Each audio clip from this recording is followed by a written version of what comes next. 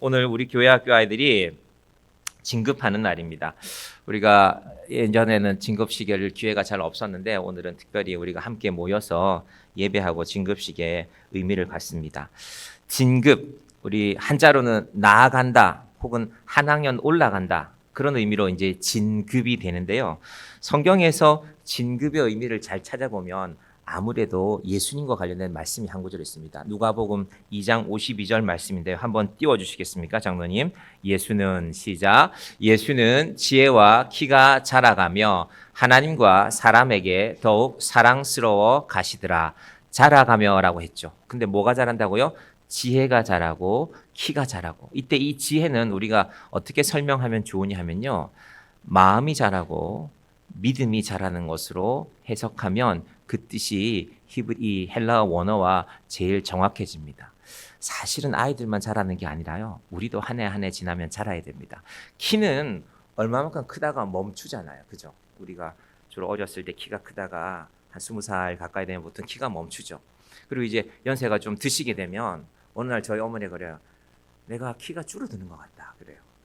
연세가 드셔서 화장실에 가서 화장실이 아니라 목욕탕에 가서 이렇게 몸무게 재고 키 재는 기계가 있는데 어느 날 그걸 한번 찍어 보니까 어이구 키가 줄어드네. 그런 말씀을 하신 것 같습니다. 예, 키는 줄어들 수도 있습니다. 중요한 것은 성경에 보면 예수님의 지혜를 먼저 말씀하셨습니다. 우리 교회 학교들 보면은 한 해 동안 많이 자라는 것 같아요. 키가 쑥쑥 자라는 것 같아요. 동현이도 어느새 아빠보다 키가 크지고 민우도 아마 곧 있으면 아빠만해질 거예요. 혹은 아빠보다 더 키가 클 수도 있죠. 예.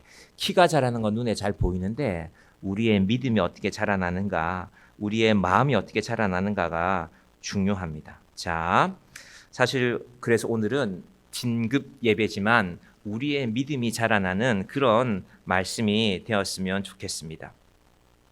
한 해를 돌아보면서 내 믿음은 얼마나 자랐나, 내 마음은 얼마나 자랐나, 또 우리 교회라 말하면 정향 교회는 얼마나 자라났을까, 저는 또 그렇게 한번 돌아보게 되었습니다. 참 중요한 질문이죠. 특별히 우리 어른들, 아이들 말고요, 어른들은 한 해 한 해 지날수록 내 믿음이 자라나야지. 우리 믿음이 자라난다는 것은 무엇일까? 오늘 13절, 11에서 13장 말씀이 몇 가지 의미로 우리에게 설명해 주고 있습니다. 먼저 1절을 한번 보면요. 시작. 형제 사랑하기를 계속하고. 다른 설명도 없이 갑자기 나오는 말입니다. 형제 사랑하기를 계속하고.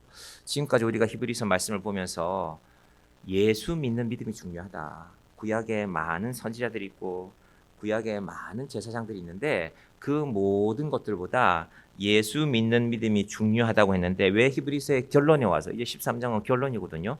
형제 사랑하기를 말할까? 혹시 저 도시 이름 들어보셨어요? 저기 써져 있는 필라델피아. 아마 미국에도 저기 아마 여러 개 있고 뭐 영국에도 있고 저 뜻 자체가요. 형제를 사랑한다는 말이에요. 뜻이 얼마나 좋아요. 필라델피아. 우리 요한계시록에도 빌라델비아 교회가 나오잖아요. 바로 저 필라델피아입니다. 빌라델비아라는 이름이 나오는데 형제를 사랑하라. 왜 이것을 히브리서의 결론에 내세울까? 우리가 믿음이라는 것은 우리가 보통 예수 믿는 것으로 생각하잖아요. 예수 믿는다. 나는 하나님을 믿는다. 나는 신앙이 있다. 나는 신앙이 없다. 그런 표현을 하는데 왜 형제 사랑을 이 히브리서의 결론에 내세우고 있을까? 쉽지 않거든요. 그럼 예수 믿는 거 쉽습니다. 예수 믿으면 되니까. 예수님이 나를 사랑하니까. 형제 사랑하는 거 어렵습니다. 형제를 어떻게 사랑해요? 우리가 보통 나이가 50이 넘어서 만났는데 50이 넘어서 만난 사람들이 서로 잘 알아가는 게 쉽습니까? 다 다른데요. 맛있는 게 다 다른데. 우리 밥이나 한번 먹을까? 뭐 먹을까? 내 마음속에는 이런 메뉴가 있는데 그거 먹자 그러면 우리 가서 먹잖아. 그런데 별로 마음이 좋진 않아요. 난 이거 별로 먹기 싫은데. 그죠? 먹는 것도 다르고 옷 입는 것도 다르고 생각하는 것도 다르고 우리는 다 다릅니다. 하물며 그런 문제가 아니라 히브리서는요. 삶과 죽음의 문제입니다. 로마 군인들이 와서 협박했잖아요. 한 번 더 넘어가 볼까요? 뒤에 이제 그림들이 나올 텐데 필라델피아 그림이 나오고 이건 넘어가면 되고요. 기회가 될 때 한번 가보시기 바랍니다. 그 다음 그림. 로마 군인들이 와서 불라고 합니다. 너랑 같이 예배 드리는 사람 어디 있냐? 너의 형제들 어디 있느냐? 그때 교회는 이런 직분이 없었거든요. 뭐 목사, 장로 이런 직분이 아니라 형제와 자매였거든요. 너의 브라더는 어디 있느냐? 너의 델피아는 어디 있느냐? 라고 물으면 일러주면 저렇게 잡히는 겁니다. 로마 군인들이 들이닥쳤습니다. 누군가가 일러준 것입니다. 일러주지 말라는 겁니다. 만약에 그때 다 일러줬으면요, 오늘날의 교회가 없어졌겠죠. 로마 황제의 그 협박 아래 교회가 다 사라졌을 것입니다. 그렇지 않습니다. 교회가 살아남았습니다. 그건 무슨 말일까요? 끝까지 말하지 않은 사람이 있었다는 겁니다. 다음 그림도 볼까요? 끝까지 말하지 않고, 자, 이건 기독교인들이 잡혀왔고 지금 사자밥이 되기 직전이죠. 보통 1주에서 2주 정도 굶긴 사자를 데려다 놓는다고 합니다. 저 가운데 앉아 있는 분들이 이제 예수 믿겠다고 잡혀온 분들이고, 또 보시면 세워진 십자가, 좀 그림이 멀리 보이지만 세워진 십자가에는 이미 화형을 당했거나 혹은 저기 불타고 있죠. 화형 직전의 사람들이 세워져 있습니다. 너희도 끝까지 예수를 믿으면 저렇게 불타 죽는다. 제가 그리고 또 하나 말씀드렸죠. 저 넓은 운동장에 맨 앞자리에는 누구를 앉혔냐면요, 예수 믿던 사람들을 앉혔습니다. 예수 믿던 사람들. 그러니까 저 맨 앞자리에 있는 누군가가 이 지금 잡혀와 있는 이분들을 밀고 한 거죠. 그렇게 하면 돼요. 그게 모여 있어요. 몇 시에 예배 드려요. 그 카타콤 말이에요. 진짜 물고기는 이렇게 생긴 거고 가짜 물고기는 이렇게 생긴 건데, 진짜 물고기를 따라가면 그 사람들 잡을 수 있습니다. 라는 것이 지금 저 히브리 성도들의 상황입니다. 그러니까 형제 사랑하기를 계속하고라는 말은 유혹이 계속 있다는 겁니다. 밀고 하고 나만 좀 살아남을까? 내가 일러주고 내 가족이라도 좀 살아남아야지 하는 유혹이 계속 있을 것이지만, 형제 사랑하기를 계속해라. 끝까지 일러주지 말라는 것입니다. 이것이 히브리 교회 성도들에게 하는 마지막 부탁입니다. 말은 단순하지만 뜻은 무겁습니다. 맨 앞자리에 어떤 사람들이 있냐 하면 로마 군인들이 뒤에서 창을 들고 칼을 들고 기다리고 있고요. 맨 앞자리에 선 사람들은 뭘 해야 되냐면요, 저놈들이 바로 로마에 불을 지른 놈들입니다. 저놈들을 죽이십시오. 저 사람들이 나쁜 사람입니다. 저 사람들이 온 로마 사람들, 로마 시내의 3분의 2가 불에 탔거든요. 그러니까 제가 여러분한테 히브리서 11월 달에 제가 설교할 때 로마 시내가 불탔다 그러니까 우리는 불구경하는 거 생각하잖아요. 실제로 나의 집이 불이 탔다고, 저기에 있는 모여 있는 사람들의 3분의 2가 집이 불탔다니까요. 그 분노 가운데 우리 로마에 불지른 사람들을 죽이자 하는데 맨 앞에서 분노를 부추기는 사람들이 예수 믿던 사람들, 바로 저놈들입니다. 저 사람들이 불질렀습니다. 저 예수쟁이들이 그랬습니다. 라는 일이 벌어지고 있는 가운데서 저기 앉아있는 이 사람들에게 혹은 이 사람들의 가족들에게 말하는 겁니다. 형제 사랑하기를 계속하라. 이것이 히브리서 13장의 시작입니다. 자, 이제 2절로 가봅니다. 손님 대접하기를 잊지 말라. 이로써 부지 중에 천사들을 대접한 이들이 있었느니라. 지금 내가 살아남는 것도 쉽지 않은데 왜 손님 대접하기를 잊지 말라고 할까? 이때 이 손님은요, 1절에 나왔던 형제와 반대편에 있는 사람들, 아직은 예수 믿지 않지만 누군가 예수 믿기로 하고 찾아오는 사람들을 말하는 것입니다. 우리 교회로 말하면 처음 교회로 나오는 새가족 드릴 수가 있겠죠. 자, 그 손님을 대접하기를 잊지 말라는 것입니다. 잘 모르는 사람입니다. 그리고 저 때는 의심도 하게 됩니다. 의심도. 자, 장로님 이제 체인지 하셔도 되겠습니다. 예, 예언이가 왔습니다. 예. 자, 예수 안 믿는 사람들, 그런데 누군가는 예수를 믿게 될 것인데 손님 대접하기를 잊지 말라. 이로써 부지 중에 천사들을 대접한 이들도 있느니라. 아브라함이 그랬거든요. 아브라함이 천사인 줄 몰랐어요. 그런데 손님을 귀히 여기고 대접하면서, 조금 이따 그거 틀어주면 됩니다. 그 사진 보여주면 됩니다. 손님 대접하기를 잊지 말라고 하는 겁니다. 우리 교회도 처음 오시는 분들이 계시죠. 오늘도 처음 오신 분이 계신데 그분이 손님입니다. 그러면 손님을 맞으려면 누가 있어야 됩니까? 주인이 있어야죠. 그 주인이 내가 주인이니까 내 말 잘 들으시오, 그런 주인이 아니라 우리는 어떤 의미에서 주인이냐면요, 하나님의 자녀라는 의미에서 교회를 먼저 섬기게 된 사람들입니다. 우리가 내년에 보게 될 로마서 3장 23절 말씀해 보시면 모든 사람이 죄를 범하였음에 하나님의 영광에 이르지 못하더니 모든 사람이니까 제가 반드시 포함되어야 됩니다. 여러분도 반드시 포함됩니다. 우리는 죄를 범하여 하나님의 영광에 구원에 이르지 못하던 사람들이었는데 우리 제가 아이들이 있기 때문에 이런 비유를 한번 말씀드립니다. 배를 한번 띄워주시겠어요? 사진. 그 다음 1950년도 일사후퇴의 시점. 서울 기준으로 하면 일사후퇴고요. 흥남 기준으로 하면 12월 20일입니다. 크리스마스 직전이죠. 흥남 부두에서 중공군이 6.25 전쟁에 이제 참전해서 미군이 쫓기고 있었습니다. 많은 미군들을 철수시키기 위해서 흥남 부두로 다 집결하라고 사령관이 명령을 내렸고 흥남 부두에 그 당시 대한민국에서 동원할 수 있는 배는 다 모았습니다. 그래서 그 배를 타고 첫 번째는 미국 군인, 두 번째는 모든 유엔군 병사들, 세 번째는 군대의 물자, 뭐 대포, 탱크 실어야 될 게 많겠죠. 흥남 부두에 배를 집결했습니다. 그런데 문제는 예상치 못한 사람들이 몰려드는 것입니다. 저 피난민들은 우리가 다시 남으면 저분들은 공산주의를 반대하는 사람들입니다. 우리가 여기 다시 남으면 우리도 다 죽습니다. 우리도 태워주십시오. 그 다음 사진 볼게요. 당시에 미군이 준비한 배가 그렇게 많지 않았습니다. 미군이 당연히 먼저 타야죠. 그리고 아직 도착하지 않은 미군이 있기 때문에 그 자리는 비워둬야 됩니다. 근데 사람들이 자꾸 몰려들어서 배로 타려고 합니다. 영화도 나왔었죠. 마지막 사진이 좀 더 인상적인데요. 볼까요? 보십시오. 8km를 줄을 섰다고 했어요. 8km를. 배. 그래서 저 당시에 현장의 지휘관이 사령부에 여러 번 보고했습니다. 무기도 살려야 되겠지만 무기도 실어야 되겠지만 사람이 먼저가 아니겠습니까? 당시의 배가 요즘처럼 크지 않았습니다. 많이 타면 1,300명, 1,400명. 그 배에 몇 명씩 탔냐 하면요. 평균 8,000명이 탔습니다. 그래서 살아남은 겁니다. 그 배를 타고 내려가다가 12월 20일 날 밤 12시까지 배를 타고 내려가서 가는 길에 저 배가 속도가 빠르지 않았거든요. 아이들이 많이 태어났습니다. 배 안에서. 그래서 미군 군의관이 아이들 이름을 붙이는데 김치 1, 김치 2, 김치 3 해서 이름을 붙여놓고는 1950년 12월 25일 성탄절에 태어난 아이들.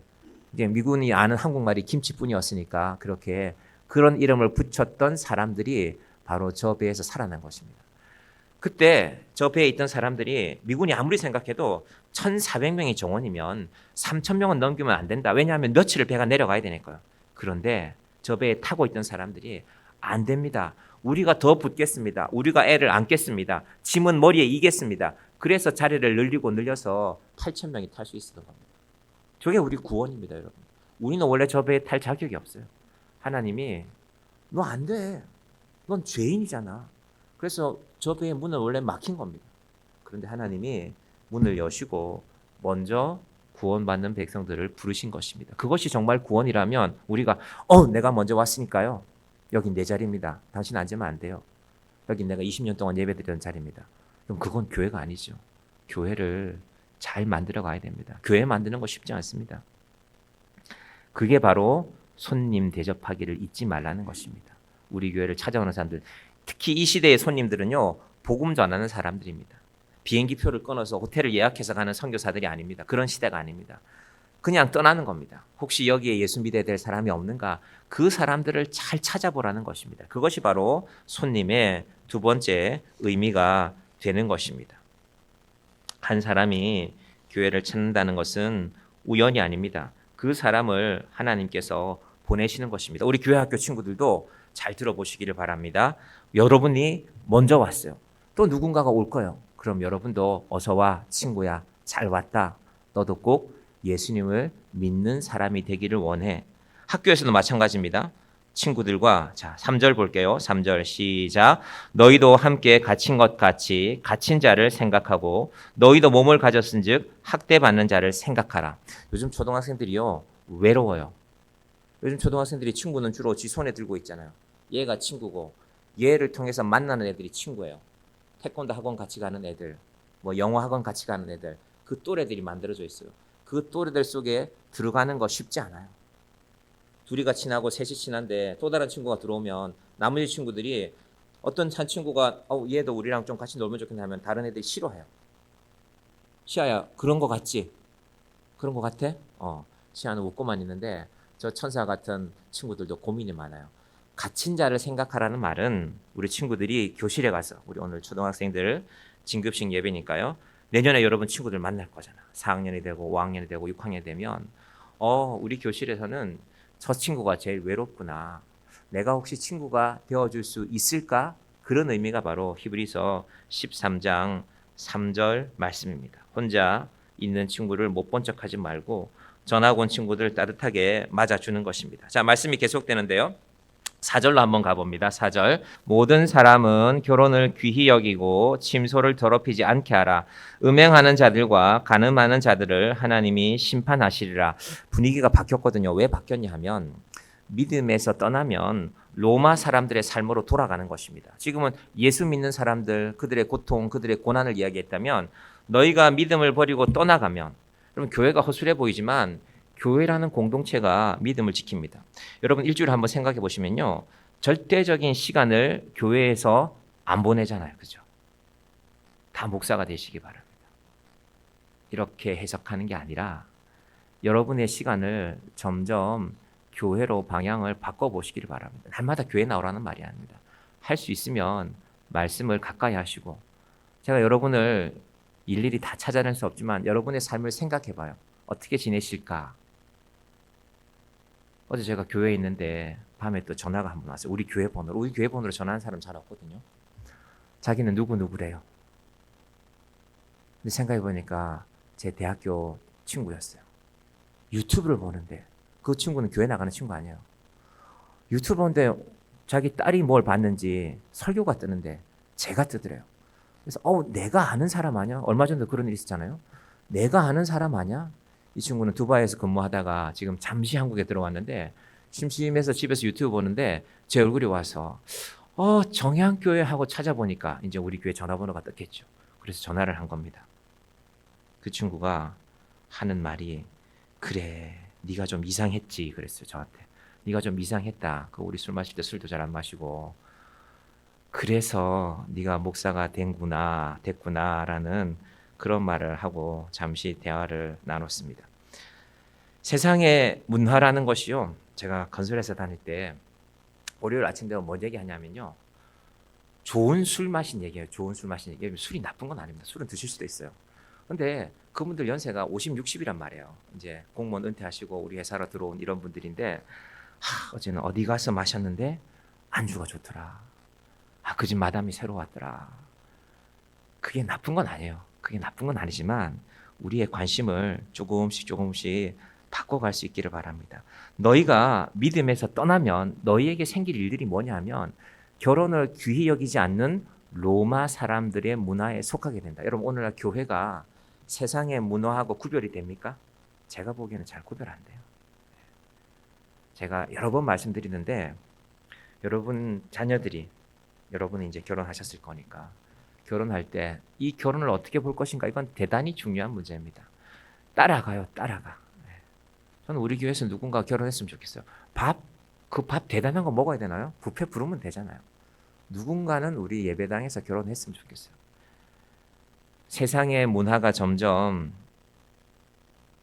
말하자면 공연이 돼가니까 요즘 결혼식 공연처럼 하잖아요. 교회 예배도 자꾸 공연을 따라가려고 합니다. 여러분 성경 읽는 거 사실은 재미없어요. 제가 솔직히 얘기할게요. 그런데 제가 마지막 찬송을 마귀들과 싸울지라는 찬송을 선곡했는데요. 제가 가만히 10월부터 이 일을 준비했단 말입니다. 마귀가 이거 정말 싫어하는 일이구나라는 걸 제가 요즘 많이 깨닫고 있어요.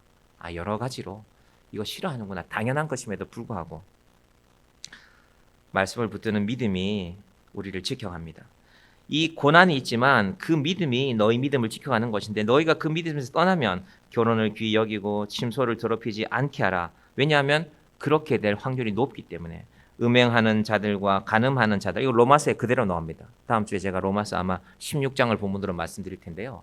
로마라는 사회가 그랬어요. 그래서 로마 사람들이요, 로마가 기독교 국가로 된 거는요, 예수 믿는 사람들이 예수 믿으세요 전도지 나눠줘서 된 게 아니라요, 로마 사람들의 마음속에 고민이 생겼어요. 귀족들이. 내가 아들이 있는데 내 아들을 어떤 여자에게 결혼을 시켜야 될 텐데 로마의 귀족 중에는 결혼시킬 만한 여자가 없어요. 왜? 여기 나오는 대로 되어 있기 때문에. 침소를 더럽히지 않게 하라. 순결함을 지키지 않아요. 로마 귀족들이 자기들은 타락했으면서도 생각하는 거예요. 내 아들은 그렇게 살면 안 되는데. 여러분, 큰 죄를 범한 사람들도 자기 자식은 그렇게 살기를 원치 않습니다. 넌 그러면 안 돼. 그 얘기를 하는 겁니다. 음행하는 자들과 간음하는 자들을 하나님이 심판하시리라. 너희들 다시 돌아갈 거냐? 로마로 나갈 것이냐? 또 그 문제가 뭐와 연결되냐면요, 돈하고 연결되죠. 5번 5절입니다. 시작. 돈을 사랑하지 말고 있는 바를 족한 줄로 알라. 그가 친히 말씀하시기를 내가 결코 너희를 버리지 아니하고 너희를 떠나지 아니하리라 하셨느니라. 그리고 로마는 당시에 제일 부유한 도시입니다. 세계 최고의 도시입니다. 왜 돈이 안 필요하겠습니까? 그럼 너희는 다시 믿음을 버리고 나가서 돈 걱정하면서 일평생 살 것이냐? 여러분, 우리 인생의 마지막 걱정이 우리의 장례식 걱정이 되지 않기를 바랍니다. 장례식까지 돈이 들잖아요. 간소하게 하셔도 됩니다. 생각밖에 대한민국 장례식 잘 치를 수 있는 길들이 많습니다. 그것 말고 내 후손들에게, 내 자녀들에게 뭘 남길까? 믿음을 남길 수 있기를 바랍니다. 결코 너희를 버리지 아니하고 너희를 떠나지 아니하리라. 마지막 6절, 마지막은 아니지만 6절 봅니다. 시작. 그러므로 우리가 담대히 말하되 주는 나를 돕는 이시니 내가 모소하지 아니하겠노라. 사람이 내게 어찌하리요 하노라. 이 사람은 첫 번째는 로마 황제입니다. 로마 황제가 예수 믿는 사람들을 핍박하니까 우리도 사람이 믿음의 근거가 되지 않기를 바랍니다. 사람이 믿음의 근거가 되지 않는다는 것은 무엇일까? 본론은 8절인데요. 여러분, 사람이 여러분 인생에 그리 대단한 존재가 아닙니다. 그런데 우리 인생의 대부분의 문제는 사람 때문에 결정됩니다. 누구 때문에? 내가 누구만 안 만났으면. 그런데 믿음의 결론은 사람이 아니라는 것입니다. 13장 8절이 결론이니까요. 우리 결론을 먼저 한번 보고 올까요? 8절 한번 가보겠습니다. 시작. 예수 그리스도는 어제나 오늘이나 영원토록 동일하시니라. 자, 6절에 나오는 사람을 무서워하지 말라는 말, 사람을 두려워하지 말라는 말과 8절이 대조가 되지 않습니까? 왜 그러냐 하면 예수님만이 어제나 과거에나 오늘이나 현재나 그리고 영원토록, 이건 미래를 말하는 거죠. 동일하신 분이기 때문입니다. 사람에게 적용하면요, 사람은 언제 어떻게 변할지 모릅니다. 그래서 사람 의지하지 말라는 거예요. 첫 번째는 자기 자신도 의지하지 말고, 두 번째는 다른 사람도 의지하지 말라는 것입니다. 자, 우리 예수님 얘기를 먼저 하면 예수님을 우리는 이렇게 이해할 수 있습니다. 그분은 2000년 전에 이 땅에 왔다가 잠깐 살다가 33년 사셨다는데, 공생애는 3년 하셨다는데, 그렇게 떠나가신 분이 아니라 그분은 어제나 오늘이나 영원하신 분이다. 이게 무슨 말일까? 우리 요한복음 1장 1절 말씀을 한번 띄워주시면 이해가 됩니다. 자, 볼까요? 시작. 태초에 말씀이 계시니라. 이 말씀이 하나님과 함께 계셨으니 이 말씀이 곧 하나님이시니라. 저 말씀 잘해요. 그대로 예수를 넣으시면 됩니다. 자, 그 다음 거 예수라고 된 부분 띄워주십시오. 시작. 태초에 예수님이 계시니라. 이 예수님이 하나님과 함께 계셨으니 이 예수님이 곧 하나님이시니라. 자, 태초에 예수님이 계셨다. 이 부분 중요합니다. 여러분, 우리 과거에 대해서 내 과거를 아무도 이해하지 못해. 그렇죠. 여러분 과거를 사람이 누가 이해합니까? 모르는데, 가본 적이 없는데. 그런데 태초에 예수님이 계셨다고 했습니다. 여러분 인생이 80년이면 80년 전부터 예수님이 계셨습니다. 아무도 몰라요. 내 고생한 거 아시는 분이 계십니다. 여러분, 그게 예수를 믿는 겁니다. 아무도 안 알아줘요. 예수님이 알아주십니다. 여러분, 예수를 믿는 게 그겁니다. 그리고 이 예수님이 하나님과 함께 계셨으니 우리는 왜 사람에게 의지하다가 우리가 자꾸 마음이 바뀌냐면요, 이 사람에게 이만한 능력이 있는 줄 알았는데 자식에게도 의지하고 싶죠. 우리 아들이 우리 딸이 좋은 직장 들어갔는데 이놈 용돈도 좀 줘야 될 텐데 잘 안 주죠. 요즘 젊은이들이 살아가는 게 만만치가 않습니다. 더 좋은 거 봤어요. 더 좋은 걸 안단 말이에요. 여행도 가봤고 미국도 가보고 싶고 유럽도 가보고 싶고 하고 싶은 게 더 많아요. 그래서 마음의 여유가 없어요. 그래서 자식에게든 때로는 부모님에게든 때로는 형제 자매에게든 사랑할 존재지 의지할 존재가 아닙니다. 왜? 그들의 능력이 제한되어져 있거든요. 목사도 마찬가지입니다. 예수님이 하나님과 함께 계시는 분이라면 그분의 능력에 제한이 없다는 것입니다. 마지막, 이 예수님이 곧 하나님이시니라. 그래서 사람을 의지하는 믿음이 아니라 예수님을 의지하는 믿음이 사는 믿음입니다. 그리고 그 예수님이 우리 오늘 본문에 따르면은 영원토록 동일하시다. 미래에 대해서 한번 생각해 보십시다. 여러분, 자, 과거는 지나갔어요. 현재는 지금입니다. 그리고 우리가 항상 염려는 미래에 있어요. 내가 어떻게 살까? 내가 나이가 들면 내 노후는 어떻게 준비될까? 내 건강은 어떨까? 우리 일여전도회 우리 회원들이랑 식사 자리에 가서 그 연습을 한번 해봤어요. 그 뭡니까? 키오스크 책상에서 누르는 거 있잖아요. 우리 고수령 원사님 갑자기 청아를 한번 눌러갖고 청아가 주문될 뻔했는데, 아, 그렇지. 저도 쉽지 않아요. 그런 게. 네. 그래서 우리가 청아는 못 마셨지만 쉽지 않다니까요. 여러분, 기계가 인간을 지배하는 시대에 대해서 많은 사람들이 예측하고 있습니다. 여러분, 기계가 역할이 커지면요, 뭐가 사라지냐면요, 도덕이 사라집니다. 도덕이. 윤리가 사라집니다. 그 냉정한 시대를 살아가야 됩니다. 사람들의 마음이 왜 냉랭해질까? 기계가 더 대단해 보이거든요. 과학이 더 대단해 보이거든요. 사실 우리 요즘 돈이라는 건 만져보지도 별로 않잖아요. 젊은 분들 직장 생활하면 계좌로 들어왔다가 카드 값으로 나가면 끝 아닙니까? 숫자를 우리가 항상 보죠. 숫자가 좀 많으면 든든하고 숫자가 좀 작으면 불안하고. 우리의 미래에 대해서도 왜 영원이라고 했을까? 그 일도 예수님이 책임지시겠다는 것입니다.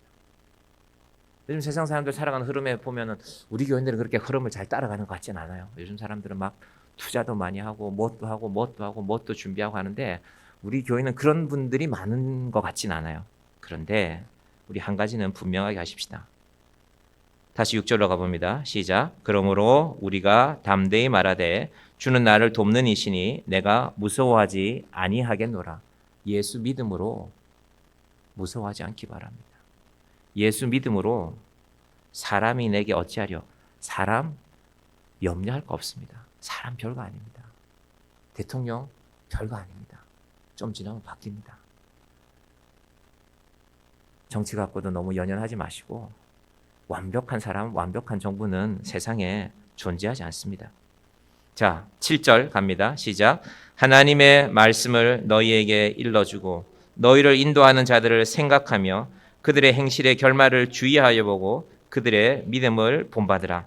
오늘 제가 여러분한테 부탁드리고 싶은 건요, 9절부터 마지막 절이 25절인데 내년에 제가 새벽 기도회 때 첫 본문으로 이걸 다루겠지만 꼭 읽어보시길 바랍니다. 그리고 마지막에 가면 히브리서에 중요한 열쇠가 하나 있습니다. 무슨 말이냐면 디모데라는 이름이 나와요. 22절 보십시오. 13장 여기는 없습니다. 22절 보시면요, 이렇게 되어져 있죠. 형제들아, 내가 너희를 권하노니 권면의 말을 용납하라. 내가 간단히 너희에게 썼느니라. 너무하죠. 이렇게 어렵게 써놓고는, 이렇게 길게 써놓고는 간단히 썼다 그래요. 간단히. 무슨 말일까요? 그 마음에는 훨씬 쓰고 싶은 게 많았단 말이에요. 우리는 지금 히브리 13장까지 오기가 너무 힘들었잖아요. 말이 왜 이렇게 어려워?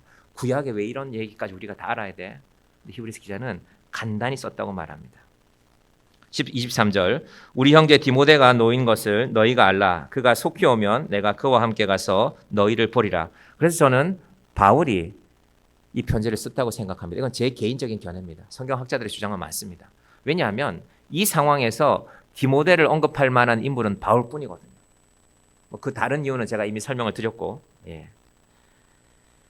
자, 이것이 오늘 제가 이 말씀을 정리합니다. 그리고 마지막, 왜 우리가 사람을 무서워하지 않아야 되는가? 예수님이 우리에게 주시는 마지막 말씀은 무엇인가? 우리 성경의 마지막 말씀인 요한계시록 22장 12절, 13절, 14절인데요. 한번 볼까요? 시작. 보라, 내가 속히 오리니 내가 줄 상이 내게 있어 각 사람에게 그가 행한 대로 갚아주리라. 일단 여기까지 볼게요. 내가 속히 오리니. 근데 아직 2000년 동안 안 오셨어요. 그죠? 그래서 초대교회 성도들이 낙심한 겁니다. 오신다더니 언제까지 와야 됩니까? 내가 살아있을 때는 와야 되잖아요.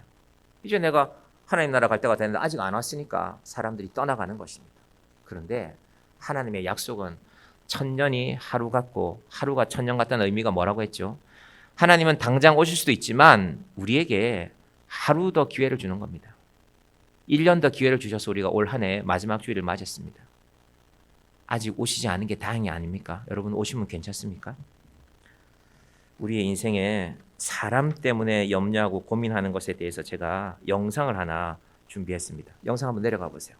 아이돌 중에 한 친구가 와서 최하정 씨랑 방송을 하면서 광고 나가고 노래 나갈 때 시간적 여유가 있으니까 언니 저 진짜 요즘 살맛 안 나요. 사람들이 저에 대해서 잘 알려고 하지도 않고 저에 대해서 악플 달고 전 진짜 너무 못 살겠어요. 뭐 이렇게 얘기를 한 거예요. 최하정 씨가 근데 무거운 화제도 되게 라이트하게 뽑아요. 어떡해 이게 아니라 되게 항상 컴팩트로 이렇게 뭘 수정을 해요. 립스를 항상 수정을 해요 얼굴을. 그래서 아 그래 열받지.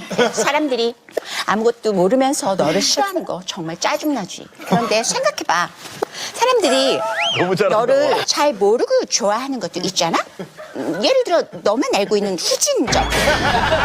그런데 너를 모르고 좋아하잖아. 응? 퉁쳐. 이해가 되셨는지는 모르겠는데 퉁쳐가 이해가 되셨습니까? 이해 안 되시면 집에 가서 한 번 더 보시고 최화정 퉁쳐하고 유튜브에 치시면 아마 나올 겁니다. 최화정이라는 분이 예수 믿는 사람이거든요. 충신교회 연예인 그 선교팀으로 활동해요. 그래서 어느 때 제가 충신교회 갔는데 특송을 하더라고요. 박미선 집사, 최화정 저분도 집사님인지는 모르겠지만 그런 분들이. 그래서 제가 이 사람 예수 믿는 사람인데 하고 유심히 들어보면요. 제가 그냥 우리가 웃고 한번 넘어갈 수도 있지만 우리 인생에 나만 아는 문제들이 많잖아요. 여러분 저만 아는 문제 많습니다. 여러분 다 알면 다 도망갈걸요. 때때로 예수님께서 우리한테 퉁치라고 말씀하신다면 여러분 퉁치는 거 안 되겠습니까? 그래 우리 잘못한 거 한번 다 드러내보자. 전부 다 갖고 와라. 예수님이 정말 그렇게 말씀하시면 어떡할래요? 감당할 수 있습니까? 여러분 우리는 감당할 수 없습니다. 감당할 수 없기 때문에 예수님이 십자가에 달리시는 것입니다. 우리가 감당할 수 없기 때문에. 13절 요한계시록 22장 13절 띄워주실게요. 13절. 자 봅니다. 시작. 나는 알파와 오메가요 처음과 마지막이요 시작과 마침이라. 우리는 계시록 말씀이기 때문에 그분이 오는 그것만 생각하지만 우리 인생을 놓고 생각해 보면 내 인생의 처음부터 끝까지를 다 아시는 분이에요. 우리는 적당히 숨길 수 있죠. 난 그거 안 했어요. 난 요만큼만 했어요. 뭐 증거가 없으면 우리는 말할 수 없지만 예수님만큼은 다 아신다는 겁니다. 그래서 권면합니다. 14절 말씀 시작. 자기 두루마리를 빠는 자들은 복이 있나니 이는 그들이 생명나무에 나아가며 문들을 통하여 성에 들어갈 권세를 받으려 함이로라. 우리의 할 일은 내 두루마리를 빠는 일입니다. 예수님 앞에 입고 서야 될 옷인데 우리 죄로 인해서 더러워져 있기 때문에 우리의 인생이 이 말씀 앞에 서는 것입니다. 예수님 앞에 퉁친다는 거. 저 뭐 개그맨이 하는 웃긴 얘기가 아니라 우리 인생은 사실은요. 퉁쳐야만 하는 인생입니다. 여러분 정말 예수님 앞에서 다 결산하시겠습니까? 성경이 말하는 건 그게 아닙니다. 미워할 거 다 미워하고 마음에 안 드는 거 다 마음에 안 들고. 여러분 우리가 예수 안 믿는 사람이랑 똑같이 사는데 우리가 다 그렇게 마음 쓰는 건 똑같는데 또 우리 마음에 한 가지 품고 있는 게 있잖아요. 그래도 나는 천국은 갈 건데. 그럼 예수님이 부담스럽지 않겠습니까? 야, 너도 천국 올 거야? 예수님 그러실 것 같아요.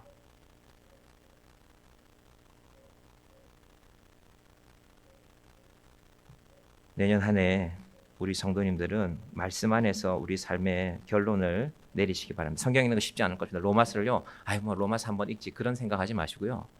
내가 내년 1월 달에는 로마서 100번 한번 읽어봐야지.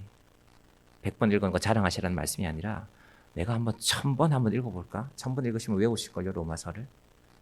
혹은 한 장을 외우시게 될 겁니다. 우리 인생이 문제가 없어서가 아니라 로마서의 말씀을 하나하나 새겨가다 보면 당장 1월 첫 주에 로마서 16장 말씀을 잘 들어보시기 바랍니다. 도대체 왜 로마의 상황이 이런지를 잘 들어보시기 바랍니다. 지금과 다르지 않습니다. 우리와 크게 다르지 않습니다. 그런데 하나님이 예수님이 로마서를 잘 읽다 보면 얘들아 내가 퉁치기로 했다. 전 퉁 못 치는데요. 그래 그럼 어쩔 수 없구나. 예수님이 그렇게 말씀하시는 않겠지만 그럼 우리가 다 나이가 들어서 만났지 않습니까? 우리는 어렸을 때부터 같은 교회에서 자라지 않았잖아요. 그래서 어려서 같은 교회에서 자라는 게 중요합니다. 우리가 다 귀하지만 어렸을 때부터 같은 교회에서 자라나면 그래서 아이들이 귀한 것입니다. 제가 오늘 뒤에 아이가 왔는데 어디 갔냐? 얼마나 반가운지 몰라요. 아이 목소리가 들리길래. 왜 예수님이 아기로 오셨을까? 천사를 닮았거든요. 아기들이 처음부터 나자마자 엄마 집 인테리어가 마음에 안 드는데 좀 다른 걸로 바꿔줘. 엄마 우리 집 이게 뭐야? 좀 더 깨끗하게 해줘. 아기들이 그러지 않잖아요. 아기들은 엄마의 사랑만 받으면 됩니다. 그래서 예수님을 이 땅에 아이로 보내신 것입니다. 저도 개척하고 7년이 지났는데 우리 아이가 4살이었는데 그 당시에요. 아이가 있기 때문에요. 제가 여자분들이 있는 자리에도 갈 수가 있었어요. 저 혼자서 아줌마들 놀이터에 모였는데 갈 수 없잖아요. 그럼 이상한 아저씨가 되는 거잖아. 아기가 있으니까. 여러분, 우리가 뭐 지금 아기로 돌아갈 수는 없지만 하나님, 우리 심령이 언제까지 사람 때문에 오늘 6절 말씀처럼 사람이 내게 어찌하려? 사람 별거 아닙니다. 사람 염려하지 마시고 하나님의 말씀을 너희에게 일러주고 7절 너희를 인도하던 자들을 생각하며 그들의 행실의 결말을 주의하여 보고 그들의 믿음을 본받아서 우리 뒷부분에 가보면은 교회의 지도자에 관한 여러 말씀들이 나옵니다. 그래서 꼭 읽어보시라고 하는 겁니다. 마지막 우리 7절 8절 말씀만 같이 볼까요? 7절 8절 같이 봅니다. 자, 띄워주시면 시작. 하나님의 말씀을 너희에게 일러주고 너희를 인도하던 자들을 생각하며 그들의 행실의 결말을 주의하여 보고 그들의 믿음을 본받으라. 예수 그리스도는 어제나 오늘이나 영원토록 동일하시니라. 사람이 아니라 영원히 동일하신 예수 그리스도가 우리의 믿음이요 우리의 소망이요 우리의 구원의 증거가 되시기를 주님의 이름으로 간절히 축원드립니다. 기도하겠습니다. 하나님 아버지 감사합니다. 히브리서의 긴 말씀들을 여러 차례에 걸쳐서 살펴보았습니다. 하나님 아버지, 고난이 닥쳐왔는데 죽음이 코앞에 있는데 나는 절대로 내 형제들을 그들이 어디에서 예배하는지 말하지 않겠습니다 하고 묵묵히 죽어갔던 로마의 그리스도인들이 있었기에 오늘 우리도 이렇게 하나님 앞에 예배하는 자가 되었습니다. 하나님, 우리는 예수 믿는다고 하면서 세상 사람들과 전혀 다른 것이 없습니다. 그런데 우리는 또 구원받는다고 자랑합니다. 하나님, 우리의 구원이 부끄러운 구원이 되지 않게 하여 주시옵소서. 예수님이 무엇을 하셨는지, 예수님이 무엇을 주셨는지 오늘 아이들이 진급하는 이 귀한 날에 우리 자신을 돌아보며 정의한교회가 참으로 귀한 믿음의 어른들이 한 분, 두 분 자리를 잡아가고 한 해 동안 참 많은 수고를 하였습니다. 묵묵히 자리를 지켜오신 분들 덕택에 이 교회가 이렇게 세워져 왔습니다. 하나님, 교회가 형제를 사랑하고 손님을 대접할 줄 아는 교회가 되게 하여 주시옵소서. 우리는 구원의 방주에 먼저 올라탄 자인데 내가 먼저 탔으니 당신의 자리는 없소. 당신은 타지 마시오. 이것을 어떻게 교회라고 부를 수 있겠습니까? 아버지 하나님, 1950년 12월 20일 날 저 흥남부두에서 그 많은 사람들이 한 사람이라도 더 태웁시다. 내 짐을 바다에 버리겠소. 저 한 사람까지라도 더 태웁시다. 그래서 그날에 그 많은 사람들이 그 배를 통하여서 생명을 건지고 남쪽으로 내려왔습니다. 하나님 아버지, 정의한교회가 정말로 교회다운 교회가 될 수 있도록, 정의한교회가 정말로 하나님이 기뻐하시는 교회가 될 수 있도록 주님 인도하여 주시옵소서. 예수님의 이름으로 기도드립니다. 아멘.